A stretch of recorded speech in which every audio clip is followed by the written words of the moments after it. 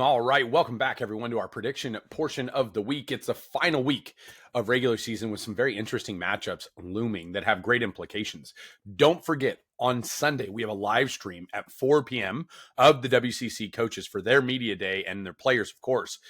So be sure to tune into our YouTube channel. We will go live 4 p.m. on Sunday.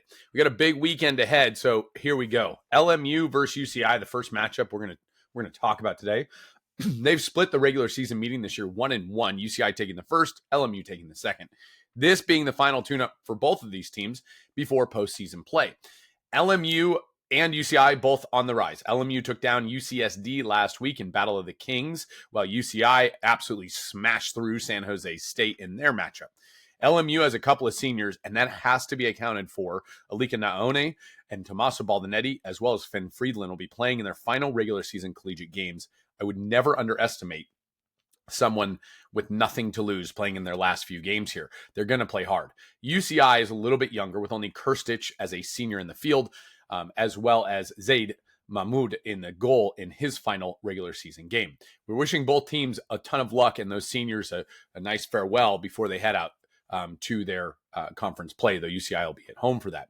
I have LMU winning this one 14-10 with their high press causing problems for the UCI attack. LMU rolls into WCC play on a hot streak, making things very, very interesting at Air Force Academy. So next up, number 2 here, Fordham taking on Brown, a final tune-up really for Brown as they hope to make a run in the Northeast Conference tournament and take down Harvard, who will be their semifinal matchup, and Princeton, who they would see in the finals if they're able to get past Harvard. Fordham on the other side trying to solidify their defense. It's really been their Achilles heel all year. Look for Fordham to try and limit the Brown attack as much as possible.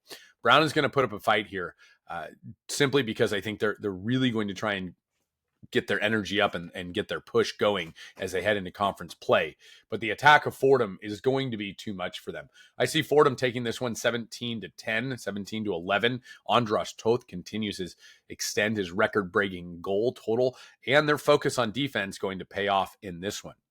Now, the final matchup we'll call this weekend, Stanford and Cal. This is a matchup I think has the most implication, certainly as it's still a regular season matchup. The other two are cross-conference. It won't influence their conference placement, but this one will. Stanford needs a win here to maintain pole position for the at-large bid.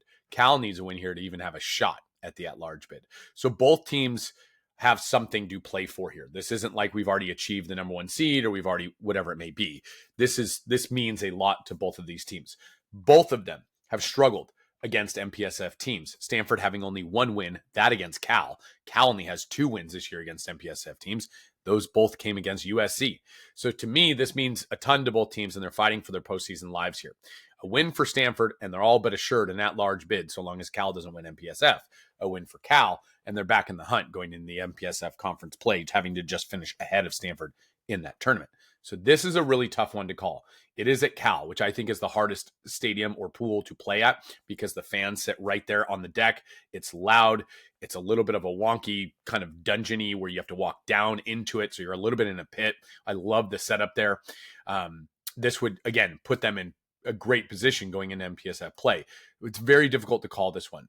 I do have Stanford actually beating Cal, going to Cal and beating Cal 13-12, solidifying their position as the number 3 team in the nation, putting them in pole position for the final at-large bid, pending Cal does not win the MPSF, which is the only way that they would get in.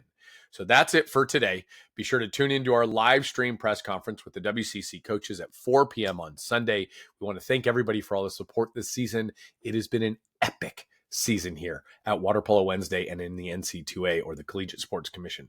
Good luck to everyone out there, and we'll be seeing you soon.